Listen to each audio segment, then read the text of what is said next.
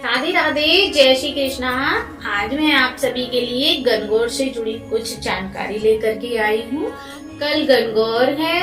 यह गणगौर चैत महीने की नवदुर्गा में तीसरे दिन मनाई जाती है। गणगौर को सभी सुहागने अपने पति की लंबी आयु के लिए करती हैं।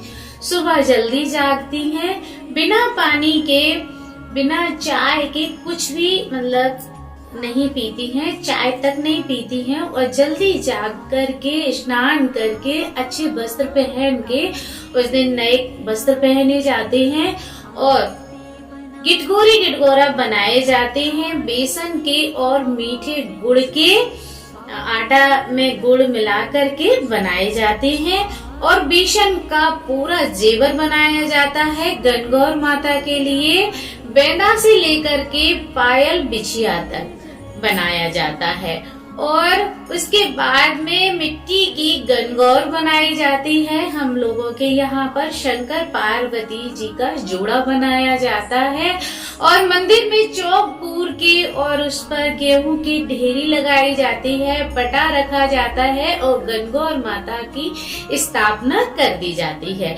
फूल और दूब के साथ में गणगौर माता की पूजा की जाती है। छोटा सा हवन किया जाता है और चरणामृत के लिए दूध रखा जाता है।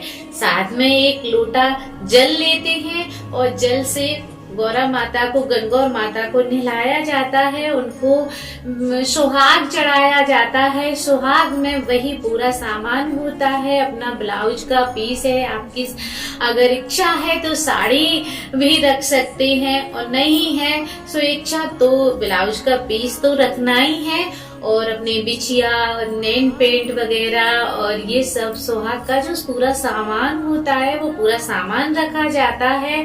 और फिर उसके बाद में गणगौर माता को महावर लगाया जाता है, मेहंदी लगाई जाती है। हम भी एक दिन पहले अपने हाथों में मेहंदी जरूर लगाएं, महावर लगाएं। बिना हल्दी के महावर हमें कभी नहीं लगाना चाहिए। कहते हैं कोरा महावर नहीं लगाती हैं सुहागिन महिलाएं, तो हल्दी के साथ में जरूर महावर लगाए अपने पैरों में।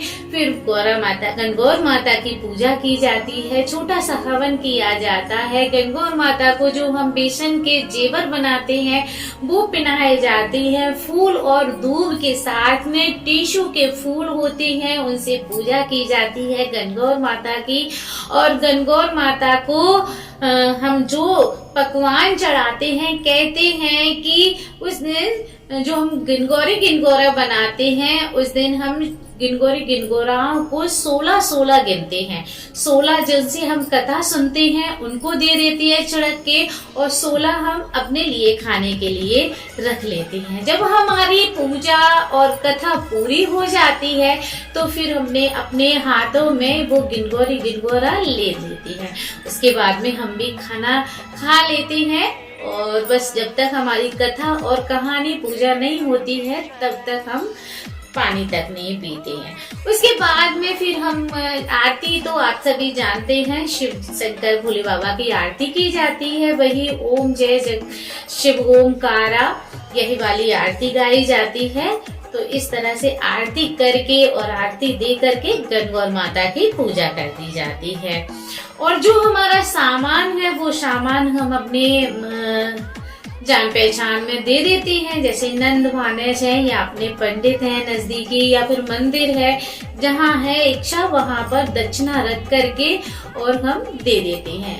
और उनमें से जो हमारे 16 गिनगोरा हैं हम उनको भी उन्हीं के साथ में लगा देते हैं। और उसके बाद में जब हम शाम के समय गणगौर को पानी पिलाते हैं 4, 5, 6 बजे के टाइम पे गऊ लौटते समय, तो कहते हैं साल में एक दिन यही है जिस दिन हम अपने पति का नाम लेते हैं। मेरी सासू माँ हमेशा दोहा कहती थी, थाली भरे बतासे और फलाने करें तमाशे। मैं हमेशा से एक ही दुआ कहती हूँ, कभी मैंने बदला नहीं है और ना ही मैं कभी बदलना चाहती हूँ। मैं कहती हूँ चमचा भरा घी और मेरा और फलाने का एक ही जी। तो इस तरह से मैं जो दोहा कहती हूँ मैं हमेशा से यही कहती चली आ रही हूँ। और आप सभी जो भी दोहा कहते हैं आप अपने हिसाब से दोहा कहें, और मैं आप सभी के साथ में जो दोहा मुझको और आते हैं मैं आप सभी के लिए शेयर जरूर करूंगी। डिस्क्रिप्शन बॉक्स में कॉपी दे दूंगी आप सभी को, तो आप वहां से ले लें। और कथा इस तरह से कही जाती है कि कहते हैं कि भोले शंकर और पार्वती माता जगत भ्रमण के लिए जाते हैं। शंकर जी जाते हैं तो पार्वती माता कहती हैं कि स्वामी मैं भी आपके साथ में जगत के भ्रमण के लिए चलना चाहती हूँ। भोले शंकर बहुत समझाते हैं लेकिन देवी नहीं मानती है, तो साथ में चल देती हैं। नंदी पर सवार होकर के दोनों जगत भ्रमण के लिए जाते हैं। कुछ दूरी पर जाकर के उन्हें गौरा माता को प्यास लगती है, तो गौरा माता कहती हैं प्रभु मुझे प्यास लगी है। तो भोले बाबा कहते हैं कि मैंने तुम्हें कहा था कि तुम परेशान हो जाओगी, मेरे साथ मत चलो। लेकिन गौरा माता नहीं मानती हैं, तो वो साथ में आ जाती हैं। कुछ दूरी पर जाकर के एक तालाब दिखता है। तालाब में गौरा माता जैसे ही पानी पीने के लिए अपना खोबा बढ़ाती हैं, वैसे ही पहले खोबा में उन्हें दूब की पौड़े आ जाती हैं, दूबा आ जाती है। दूसरा खोबा पसारती हैं तो उनके टिश्यू के फूल आ जाते हैं। तीसरा खोबा लेती हैं पानी पीने के लिए तो गनगौर आ जाते हैं। गौरा माता बोलती हैं कि स्वामी मेरी आज गनगौर है, मुझे व्रत करना है। तो भोले शंकर जी बोलते हैं कि मैंने पहले ही कहा था कि तुम परेशान हो जाओगी, अब यहाँ कहाँ तुम व्रत करोगी। तो गौरा माता बोलती हैं कि मैं यहीं पर व्रत कर लूंगी। तो वो 12 रेत के गनगौरा बना करके और गनगौर बना करके वहां पर वो पूजा करती हैं। इसी पूजा को लेकर के सभी को आसपास के गांव में पता चल जाता है कि महादेव और पार्वती जी गनगौर क्या व्रत कर रही हैं और बहुत कुछ देने वाली हैं। तो वहां पर बहुत सी सभी लोग पहुंच जाते हैं। आसपास के जो गांव के हैं सभी पहुंच जाते हैं वहां पर। जो पहले पहुंच जाते हैं तो उन्हें हीरे जवाहरात और बहुत कुछ मिल जाता है। लेकिन जो बाद में जाते हैं, जो तैयार होकर के अच्छे अच्छे वस्त्र पहन कर के जाते हैं, तो उन्हें जो मिलता है तो शिव शंकर उनसे कहते हैं पार्वती माता से कि देवी आप इन्हें क्या देना चाहोगी। तो देवी गौरा माता कहती हैं कि मैं सीधे हाथ की चिंगरी काट करके और इन पर दे देती हूँ। तो गौरा माता सीधे हाथ की चिंगरी काट के और छिड़क देती हैं। जिन पर जितना पड़ता है, किसी पर 1 बूंद पड़ती है, किसी पर 2 बूंद पड़ती है। तो कहते हैं कोई लड़की की शादी नहीं होती है, किसी की शादी हो जाती है तो तलाक होने के बाद में दोबारा विवाह हो जाता है, किसी की शादी होने के बाद में पति से बिछड़ना हो जाता है। तो कहते हैं ये वही विधान चला आ रहा है। पार्वती माता ने गनगौर के समय पर अपने सीधे हाथ की उंगली काट के और रक्त छिड़का था। तो किसी पर 1 बूंद, किसी पर 2, किसी पर 3। इस तरह से गौरा माता की गनगौर का व्रत का विधान पूरा हुआ और हमारी गनगौर की कथा इसी तरह से हम लोग कहानी कहते हैं। आप सभी भी मेरी तरीके से मेरी कहानी अगर आप कहना चाहते हैं तो आप जरूर कहें इस कहानी को, और आप बताएं आपके यहाँ कैसे कहते हैं कहानी।